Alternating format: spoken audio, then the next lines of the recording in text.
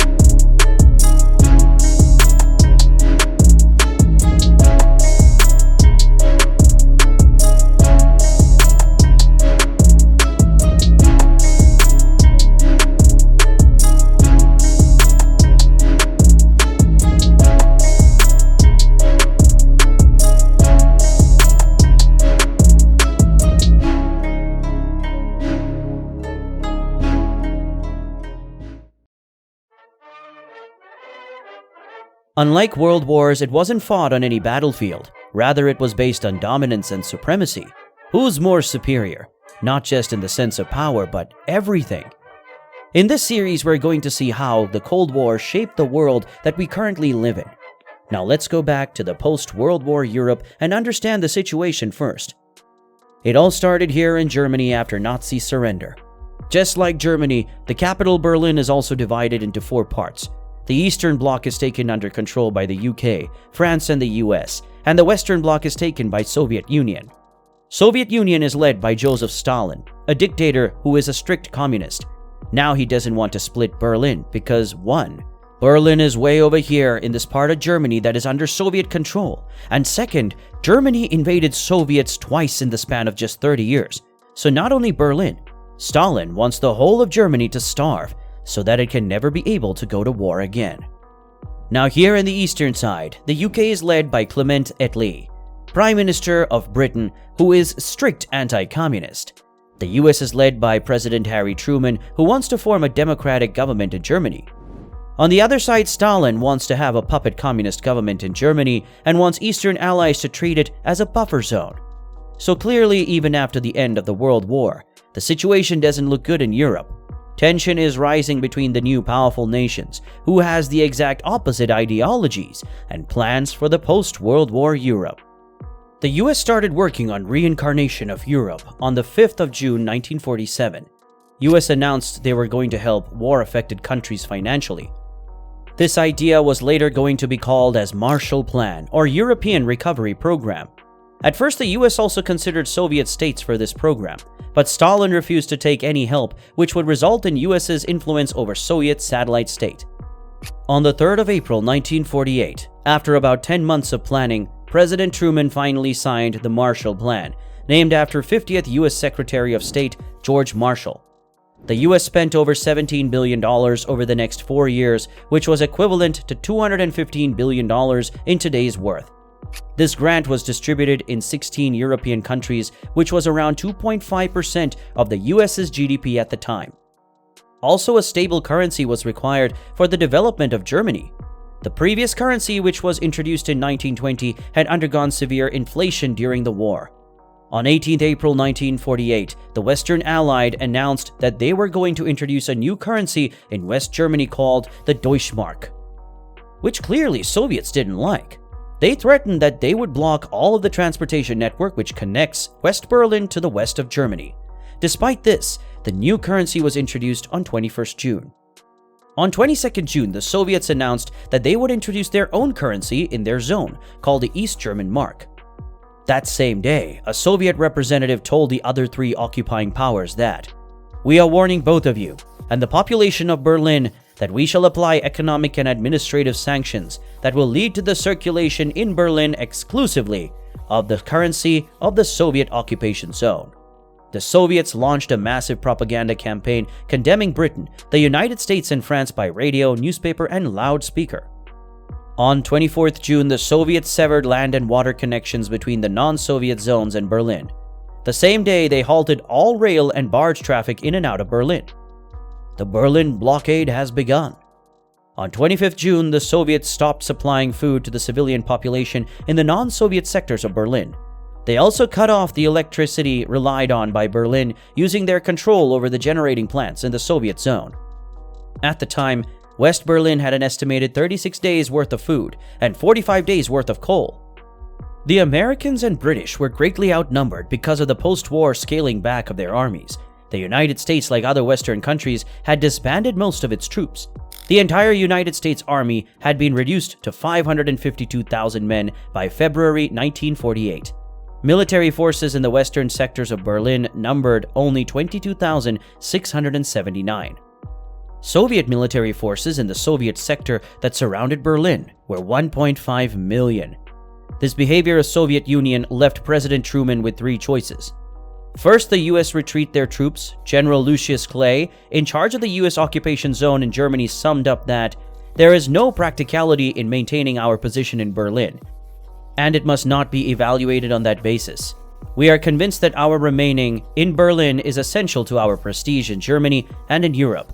Whether for good or bad, it has become a symbol of the American intent. Second was an aggressive response, but again it would trigger a war between the US and the Soviet Union. The third choice was an airlift. After the Potsdam Conference on 30th of November 1945, it had been agreed in writing that there would be 3 20-mile-wide air corridors providing free access to Berlin. The airlift option critically depended on scale and effectiveness. If the supplies could not be flown in fast enough, Soviet help would eventually be needed to prevent starvation. Lucius Clay was told to take advice from General LeMay to see if an airlift was possible. Initially taken aback by the inquiry, which was, "Can you haul coal?" LeMay replied, "We may haul anything." As per the American military government's calculations, 1,534 tons were required each day to sustain over 2 million people of Berlin. Additionally, for heat and power, 3,475 tons of coal, diesel, and petrol were also required daily. Carrying all this in would not be easy. The post-war demobilization left the US forces in Europe with only 2 groups of C-47 Skytrain transports, nominally 96 aircraft, each of which could carry about 3.5 tons of cargo. This was not nearly enough to move the 5,000 tons a day that would be needed, but these numbers could be increased as new aircrafts arrived from the United Kingdom, the United States, and France. With the arrival of the additional 200 aircrafts from the UK, the British contribution was expected to rise to 750 tons a day in the short term. For a longer-term operation, the US would have to add additional aircrafts as soon as possible, and those would have to be as large as possible while still being able to fly into the Berlin airports. So with the British help, an airlift appeared to be the best course of action. One remaining concern was support of the people of Berlin. Lucius Clay called the mayor of Berlin and said, "Look, I'm ready to try an airlift. I can't guarantee it will work. I'm sure that even at its best, people are going to be cold and people are going to be hungry. And if the people of Berlin won't stand that, it will fail. And I don't want to go into this unless I have your assurance that the people will be heavily in approval." He assured Clay that Berlin would make all the necessary sacrifices and that the Berliners would support his actions. On the 26th of June 1948, the airlift had begun. 32 C-47 aircraft lifted off for Berlin, hauling 80 tons of cargo, including milk, flour, and medicine. Britishers started their airlift on 2 days later. At that time, the airlift was expected to last 3 weeks. General Lucius Clay demanded 50 additional transport planes to arrive in Germany at the earliest predictable date to sustain Western positions in Berlin. During the first week, the airlift averaged only 90 tons a day, but by the second week it reached 1,000 tons. This likely would have sufficed had the effort lasted only a few weeks, as originally believed. The Soviets in East Berlin ridiculed the project and said that the futile attempts of the Americans to save face and to maintain their untenable position in Berlin. Now entered the hero of the airlift, General William Tunner. He served the commander of the U.S. in China-Burma-India Theater in 1944-45, and he had a detailed knowledge of the previously largest airlift from India over the hump of the Himalayas to China. His endorsement of the airlift option gave it a major boost. On 28 July 1948, Tunner took over the operation. He revamped the entire airlift operation, reaching an agreement with LeMay to form a combined airlift task force to control both the US and British lift operations from a central location, which went into effect in mid-October 1948. By the end of August 1948, after 2 months, the airlift was succeeding. Daily operations flew more than 1,500 flights a day and delivered more than 4,500 tons of cargo, enough to keep West Berlin supplied. From January 1949 onwards, supplies improved to 5,000 tons a day. As the tempo of the airlift grew, it became apparent that the Western powers might be able to pull off the impossible, indefinitely supplying an entire city by air alone. In response, starting on 1 August 1948, the Soviets offered free food to anyone who crossed into East Berlin and registered their ration cards there. And almost 22,000 Berliners received their cards until August 4, 1948. In 1949, more than 100,000 West Berliners were receiving Soviet supplies in Eastern Berlin, but some West Berliners rejected Soviet offers of food. Throughout the airlift, Soviet and German communists subjected the hard-pressed West Berliners to sustained psychological warfare. In radio broadcasts, they relentlessly proclaimed that all Berlin came under Soviet authority and predicted the imminent abandonment of the city by the Western occupying powers. The Soviets also harassed members of the democratically elected citywide administration, which had to conduct its business in the city hall located in the Soviet sector. They also tried harassing Western aircrafts but didn't succeed. But there was a mammoth problem that was just waiting for the Western Allied powers. Although the early estimates were that about 4,000 to 5,000 tons per day would be needed to supply the city, this was made in the context of summer weather, when the airlift was only expected to last a few weeks. As the operation dragged on into autumn, the situation changed considerably. The food requirements would remain the same, but the need for additional coal to heat the city dramatically increased the total amount of cargo to be transported by an additional 6,000 tons a day.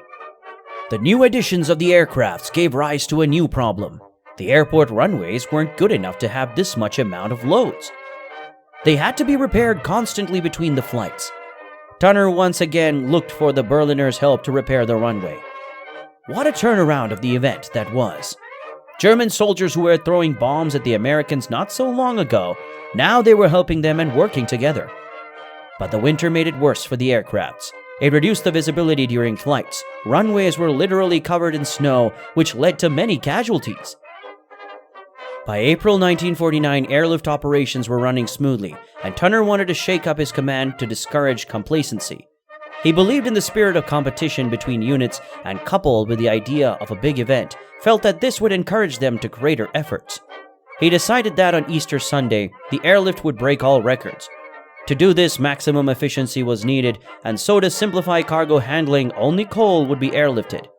Coal stockpiles were built up for the effort, and maintenance schedules were altered so that the maximum number of aircrafts were available. From noon on 15th April to noon on 16th April 1949, crews worked around the clock. When it was over, a record 12,941 tons of coal had been delivered in 1,383 flights, without a single accident. A welcome side effect of the effort was that operations in general were boosted, and tonnage increased from 6,729 tons to 8,893 tons per day thereafter. In total, the airlift delivered 234,476 tons in April. On 21st April, the supplies flown into the city exceeded that previously brought by rail. Once the impossible now was just becoming a routine for the West. On 15th April 1949, the Soviet news agency TASS reported a willingness by the Soviets to lift the blockade. The next day, the US State Department stated that the way appears clear for the blockade to end. Soon afterwards, the four powers began serious negotiations, and a settlement was reached on Western terms. On 4th May 1949, the Allies announced an agreement to end the blockade in 8 days. The Soviet blockade of Berlin was lifted on 12th May 1949. Nevertheless, supply flights to Berlin continued for some time to build up a comfortable surplus, though night flying and then weekend flights could be eliminated once the surplus was large enough. By 24 July 1949, 3 months' worth of supplies had been amassed, ensuring that there was ample time to restart the airlift if needed. The Berlin airlift officially ended on 30th September 1949 after 15 months. In total, they delivered 2,326,406 tons, nearly 2/3 of which was coal, on 278,228 flights to Berlin. The C-47s and C-54s together flew over 148 million kilometers in the process, almost the distance from the Earth to the Sun. At the peak of the airlift, one plane reached West Berlin every 30 seconds, courtesy of William Tunner. A total of 101 casualties were recorded as a result of the operation. The cost of the airlift was shared between the US, UK, and German authorities in the western sectors of occupation. Estimated costs range from approximately $224 million to over $500 million US dollars, equivalent to approximately $2.55 billion to $5.69 billion in today's worth. During this blockade, one of the major events occur, which was one of the reasons of today's Russia's invasion over Ukraine, the formation of NATO. On 4th April 1949, an intergovernmental military alliance signed between 12 nations in Washington, D.C. During the Cold War, NATO was about to be used as a check on the perceived threat posed by the Soviet Union. More on that later as we go further into the Cold War. At the start of this video, we talked about two emerging superpowers, the US and the Soviet Union. The first encounter of their proxy wars was the Berlin blockade, and after about a year of that, they were again going to face each other.